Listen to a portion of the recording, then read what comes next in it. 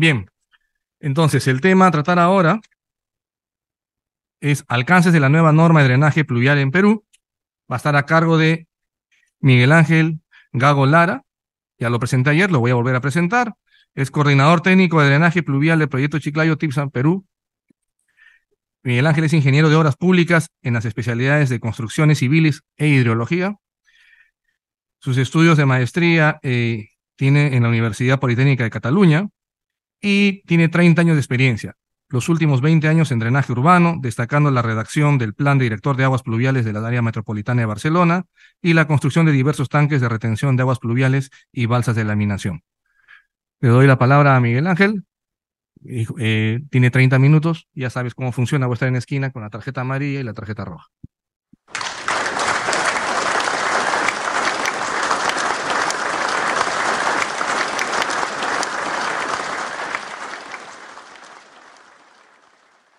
De acuerdo. Mi exposición básicamente es un repaso a la normativa de drenaje pluvial urbano que existe en el Perú, que está actualmente en vigor, que es la CE 040. Es una normativa que realmente es muy joven, o sea, lleva 2 o 3 años en vigor, sustituye a la OS 60, que dijéramos era la normativa anterior, y sobre la que cambian algunos aspectos que comentaremos. Desde mi punto de vista es una normativa a la que le queda un amplio camino por recorrer, porque, dijéramos, muchos temas los deja dentro de obras complementarias, sin comentar muchos aspectos técnicos o muchos aspectos de recomendaciones, ¿no? O sea, lo deja todo en manos del diseñador, que básicamente lo único que dice es que tiene que estar colegiado y ya está, no dice mucho más. Es el responsable, los periodos de retorno comenta varios, pero quizá no recomienda ninguno, y yo creo que con el tiempo, en base a otros anexos o otra información que vaya llegando al Perú, pues se va a ir actualizando o complementando con estos apartados nuevos, ¿no? He dividido la presentación en unos capítulos de generalidades, aspectos relevantes de la norma, infraestructura de drenaje pluvial sostenible, cómo la adapta, que realmente es muy poco, implementación de la infraestructura de drenaje pluvial y manual de operación y mantenimiento. El drenaje pluvial es un tema que tiene muchas interacciones con otros temas que la norma reconoce, sobre todo el planeamiento urbano, reconoce su importancia para tenerlo en cuenta en el drenaje pluvial, pero como vimos ayer un poco, el drenaje pluvial en Perú tiene importantes repercusiones en la salud pública, en la depuración de las aguas, el medio ambiente y los ciudadanos, porque en este momento donde, dijéramos, ese drenaje urbano está muy poco desarrollado, dijéramos, su falta impacta gravemente en cualquiera de estas áreas. Un poco el desarrollo histórico de esta normativa, pues, dijéramos, remontándonos hasta el 2006, hasta el principio de siglo, pues es que se puso en vigor la OS 60 por un Real Decreto, bueno, por la RN 11/2006 del Ministerio de Vivienda, y ha ido hasta el 2021, que aparece la C040, ha ido teniendo modificaciones o reglamentos que la han desarrollado, ¿no? Pero, dijéramos, al final, entre la C40 y la OS 60 hay más que un cambio de filosofía, la preparación para el cambio de filosofía, diría yo, que es lo que tenemos ahora. La C40 es una norma, en principio, muy corta. Tiene apenas 36 páginas, de las cuales 15 son tablas o esquemas. Por lo tanto, digamos, el texto que acompaña o las recomendaciones o las limitaciones, pues la verdad es que son relativamente cortas. Muchos temas estarían, de los que hemos hablado aquí, que es un drenaje avanzado, estarían dentro de un apartado, de un subcapítulo K, obras complementarias, porque no hay más descripción ni para los SUTs, ni para los tanques de retención, ni para otros tipos de obras hidráulicas que se están empezando a poner muy en boga en el resto del mundo, ¿no? Como aspectos relevantes e importantes que sí que la norma organiza y dice claramente, es que es su aspecto obligatorio. Es decir, en principio, a partir de su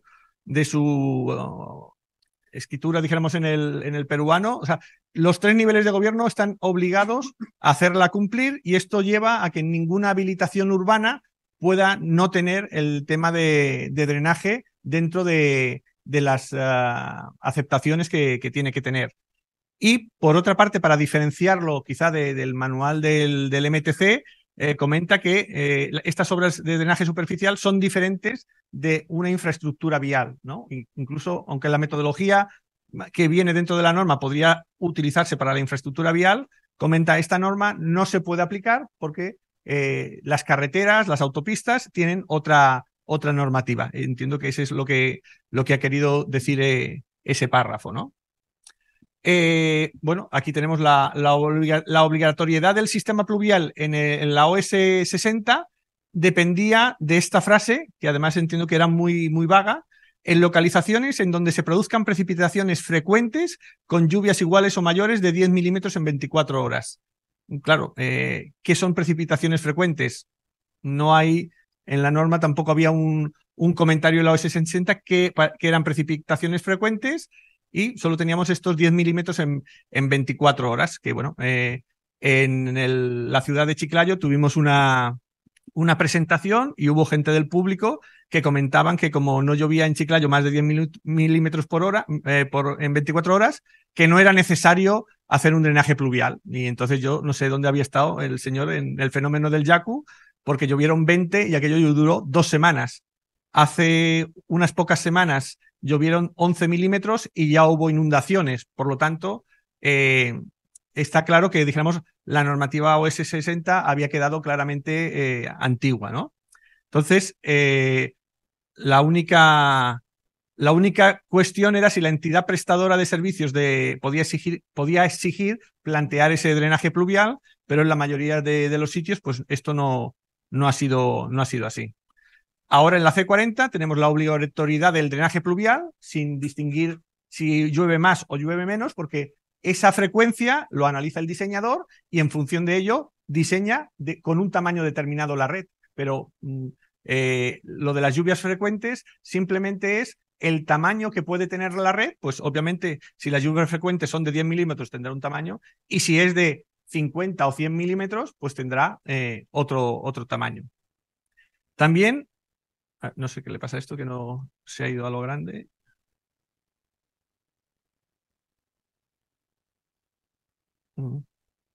Se ha quedado bloqueado. Vale, ok. Otro tema importante es quién es el responsable de la red. Muy importante, pero no suficiente. O sea, lo que pone la norma es que son los gobiernos locales, las municipalidades provinciales, las que deben ser las responsables de la red de colectores, mientras las municipalidades distritales son responsables de los subcolectores, entendiendo por subcolectores colectores pequeños que reciben agua de una manzana o una edificación, es decir, como dijéramos, el drenaje terciario, aunque la norma no habla de drenaje principal, ni secundario, ni terciario, solo habla de colectores y subcolectores. Es decir, este tipo de temas de detalle es el que creo que más adelante se tiene que completar para que no haya, dijéramos, huecos en la norma sobre interpretaciones de lo que pone. Aquí, una cosa que quizá para mí no era malo era que la OS 60 distinguía entre el drenaje urbano mayor y el drenaje urbano menor. Y como vemos, el sistema de alcantarillado pluvial podía ser diseñado para 2 a 10 años. La norma actual también comenta este tema de que los periodos de retorno que comenta son de 2 a 25, pero no dice que sea ni 2 ni 25. O sea, da un amplio abanico para que el diseñador pueda elegir en cada caso, si es una población muy grande o si es una población muy pequeña, qué periodo de retorno para para el drenaje, pero sin distinguir, dijéramos, drenaje menor del drenaje urbano mayor. En muchas ciudades europeas también esto se distingue, es decir, si no recuerdo mal, en Suecia lo tienen planteado de esa manera. Las lluvias frecuentes tienen unos colectores, vamos a decir, relativamente pequeños debajo de las vías, con lo cual no hay ningún problema, y el drenaje mayor es, dijéramos, uno donde la inundación de la vía se permite hasta un cierto grado, pero no como un canal vía, sino se permiten 10 o 15 centímetros de inundación, que en cierta manera es lo que nosotros hacemos en nuestros proyectos siguiendo la guía de UCADT, que en cierta manera recoge ese espíritu de tenemos que invertir en nuestro sistema de drenaje, pero no vamos a ponerlo, dijéramos, que pasemos de 0 a 100 en 10 segundos. Es decir, es un problema que hay que resolverlo poco a poco y que se tardarán algunos años en llegar a resolver, desde mi punto de vista. Otro tema que no queda claro es el tema de la contaminación del agua pluvial. En principio es como si fuera, no es contaminada este agua, aunque, digamos, lave la superficie de la ciudad, pero sí que comenta que no debería pasar este agua pluvial por encima de basuras o de residuos sólidos y entonces poder contaminar el medio receptor a donde vaya, ¿no? Por lo tanto, eso sí que es acertado, pero también vemos que no hay, dijéramos, un desarrollo posterior, solo hay un desarrollo enunciativo, ¿no? El artículo 6 comenta los componentes de las infraestructuras de drenaje pluvial, pues dijéramos algo que son completamente normales: edificaciones, la tubería de entrega, la cuneta, la vereda y la pista, el sumidero, el subcolector o colector, el registro, las estructuras de unión, que serían los buzones, depresiones para drenaje pluvial, tipos de evacuación, cómo tiene que ser la evacuación al mar, qué características, y el apartado K, estructuras complementarias de ser el caso. Pues yo creo que aquí está, tanques, estaciones de bombeo, todo está en esa frase y no hay un desarrollo posterior dentro de la norma. No comenta si los tanques tienen que tener un factor de seguridad, si cuántas horas tienen que tardar en desaguar. Las estaciones de bombeo tampoco se dice nada sobre ellas, que puede ser el sistema utilizado, pero sin ninguna ni restricción. Eso podríamos decir que está bien, pero tampoco sin ninguna guía. Entonces, las normativas, en principio, desde mi punto de vista, tienen que tener guías, y más cuando, dijéramos, el drenaje pluvial es un aspecto muy poco desarrollado en muchas ciudades del Perú. Por lo tanto, guías estaría bien, porque, dijéramos, hay ingenieros que, pues bueno, los que tenemos 50 y pocos años y los que tienen veintitantos, pues no tienen el mismo conocimiento de las herramientas modernas, y por lo tanto el tener guías o el tener modelos como anejos, aunque sea, en las normativas está bastante bien. Las estructuras complementarias, bueno, en la OS 60 hablaba como de zonas de detención o retención, y lo dejaba totalmente abierto, y ahora en la norma C040 habla de detener o retener, pero tampoco sin decir cuál es un poco la diferencia, y que todas son para, dijéramos, enlentecer o poner el caudal pico más bajo, pero como decimos, el comentario que hay sobre los artículos es muy pequeño. Otro tipo de estructuras complementarias, que ya vimos ayer su complejidad, pues no hay nada sobre ellas. Entonces, los valores que nosotros exponemos, precisamente el origen de estas jornadas, es que todos pudiéramos tener un vocabulario común para ver qué tipo de estructuras van a venir en el futuro, y porque ya están en el resto del mundo y llegarán antes o después a nuestro territorio. Los depósitos de laminación no salen ni siquiera salen nombrados.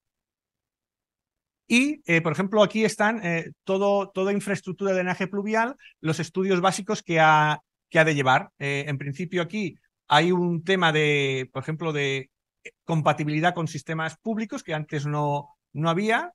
El planeamiento urbano antes era solo compatibilidad de uso, ahora hay un apartado que yo creo que es muy importante sobre el análisis del planeamiento urbano, topografía, hidrología, estudio de suelos o impacto ambiental. Es como en cualquier tipo de obra, o sea que no era mayor esto.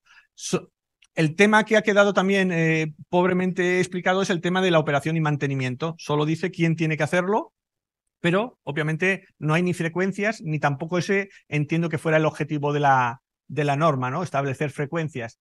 Pero un poco guiar en el tema de la evaluación económica o en dar porcentajes sobre cuál sería un valor razonable o mínimo, por ejemplo, podría haberse dado. Pero también es cierto que tiene mucha variabilidad espacial en el tipo de municipio y otras cosas similares. El análisis del planeamiento le da mucha importancia y yo creo que realmente la tiene porque identifica y determina el proyecto en relación a la organización espacial de la ciudad.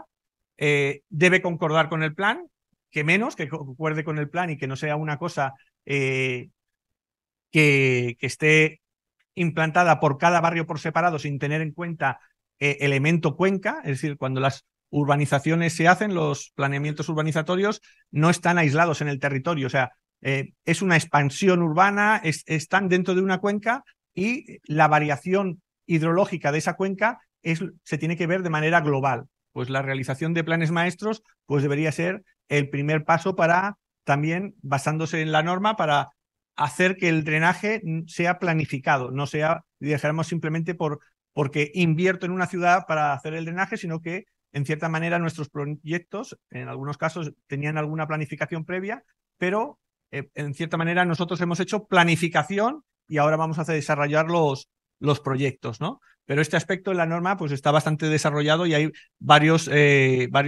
artículos sobre ella, ¿no?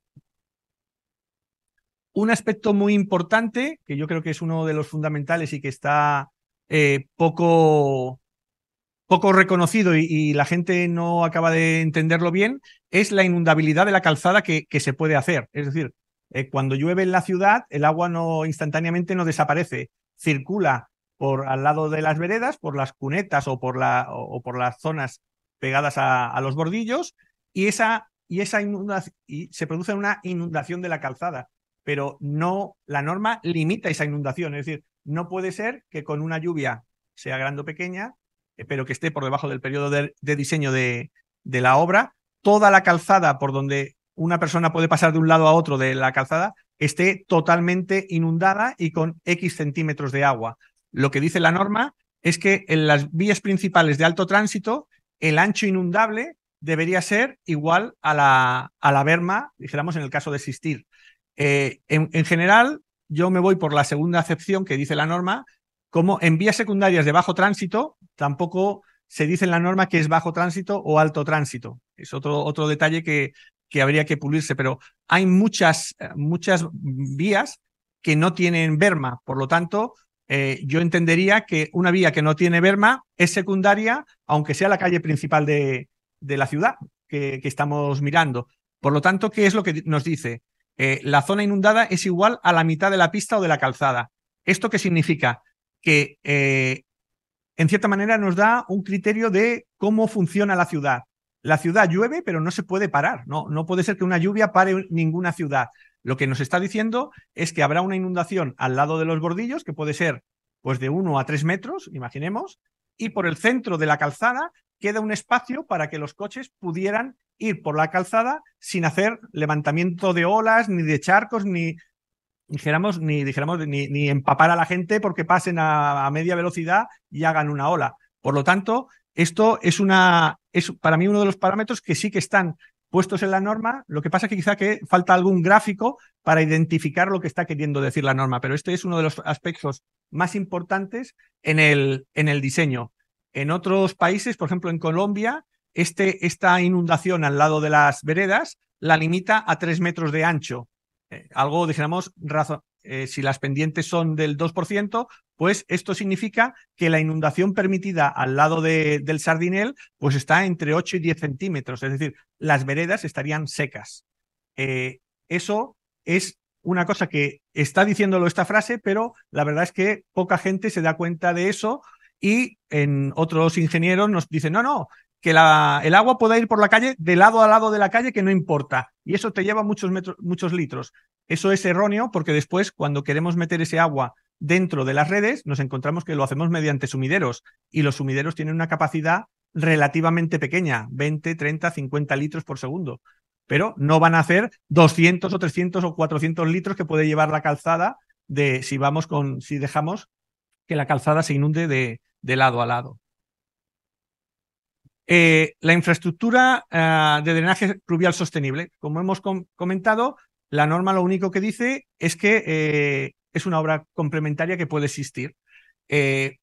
Con el cambio climático, que la norma tampoco lo indica nada sobre el cambio climático, que otras normativas ahora ya lo empiezan a decir, en cierta manera tenemos que ir complementando la infraestructura gris con otras infraestructuras que en el propio diseño de la ciudad favorezcan que los caudales no sigan aumentando por la mayor urbanización del terreno y sigan aumentando y así indefinidamente. Por lo tanto, y en muchas normativas ya se exigen porcentajes de infraestructura de drenaje sostenible por cada hectárea impermeabilizada o con diversas fórmulas que están incluidas en la normativa, porque si no están incluidas en la normativa, difícilmente un promotor las va a aplicar, ¿no?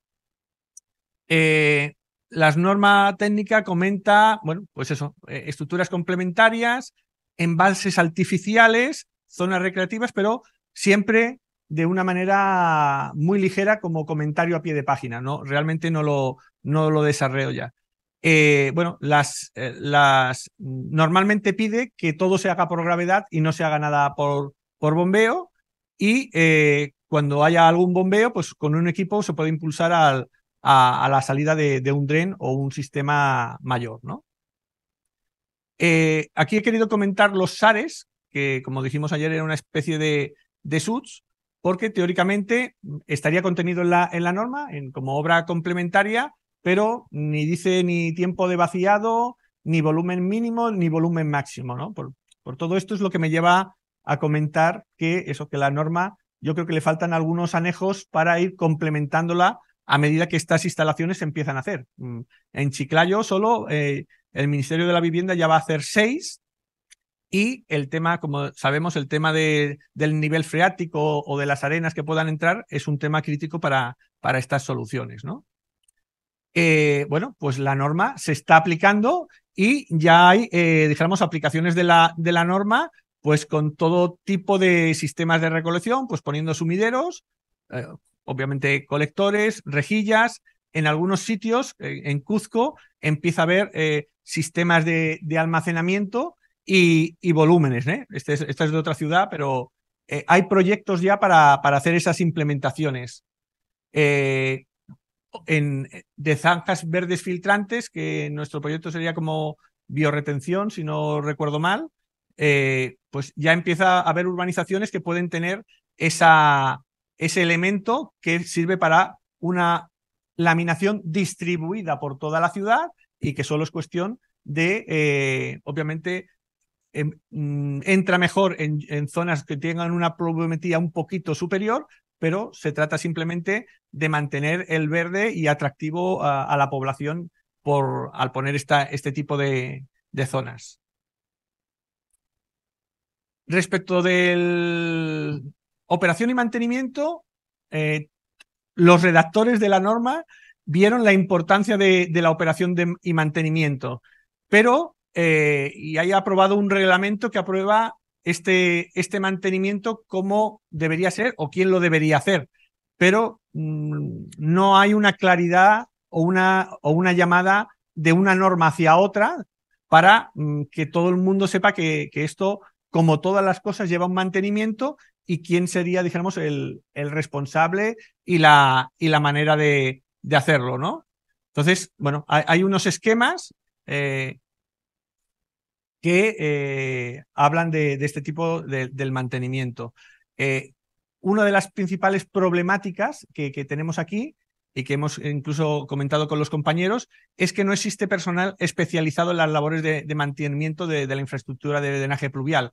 Es decir, ahí, bueno, pues limpio con una pala, pues eso tiene poca especificación, ¿no? Pero la cuestión de cada cuánto lo he de hacer, cómo ha de ser, esto no está claro. Entonces, otro de los temas, dijéramos, es la falta de disponibilidad presupuestal que sin embargo, por lo menos nuestros estudios, y bueno, porque sale también en la prensa, uno de los problemas es que las municipalidades no son capaces de gastar todo el dinero disponible al año, y entonces devuelven al Estado una gran cantidad de dinero que, debidamente organizada, sería más que suficiente para hacer esto.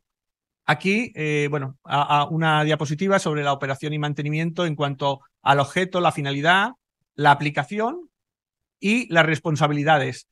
Simplemente la cuestión es su aplicación. Es decir, no está hecha la ley y simplemente hay que aplicarla y hacer que la gestión por parte del municipio sea suficiente para poder gastar ese dinero que en principio parece que recibe del Estado. Y no sé si en Chiclayo era como un 30% del presupuesto que recibían, volvía otra vez hacia la administración central. Esto ya es como una noticia de lo que no debe ser el mantenimiento. Se pone oscuro el cielo, parece que va a llover, parece que va a llover el niño, entonces mantengo. Pues esto vamos mal, porque esto es una llamada de emergencia. Oiga, que he visto cómo se ha puesto Chiclayo y vamos a mantener, pero esto no es mantenimiento, esto es una actuación de emergencia y no debería ser lo normal, ¿no? Entonces, bueno, un poco esa era lo que quería ver, lo que se hace comparado con lo que se debería hacer, que es una planificación de mantenimiento, ¿no? Aquí comenta, en el marco de las emergencias, el EMAPE realizó el mantenimiento del drenaje ubicado en la vía expresa, que conecta más de 7 distritos de Lima, es decir, que es súper importante. El alcalde dispuso las acciones inmediatas para mitigar el posible efecto negativo del incremento de las lluvias en esta importante vía de circulación, a fin de resguardar el libre tránsito de esta vía. Se realizó el mantenimiento y limpieza de 43 trenes que se encontraban con tierra y basura. Después de 7 años que no has hecho nada, ¿cómo quieres que esté? Entonces, y que lo haya tenido que hacer el alcalde, pues tampoco es el tema. Tiene que haber una organización dentro de la estructura del municipio que se encargue y que no tenga que ser el alcalde entre el que, oye, que ha habido una propuesta vecinal, etcétera. Pues esto no puede ser el alcalde el que lo gestione. Tiene que haber un organismo por debajo que dependa de él como máximo responsable, pero que no puede, esto no es mantenimiento, ¿no? Bueno, pues esto ha sido una visión rápida y con el tiempo justito. Por lo tanto, bueno, pues esperaré sus preguntas más tarde si quieren hacerlo.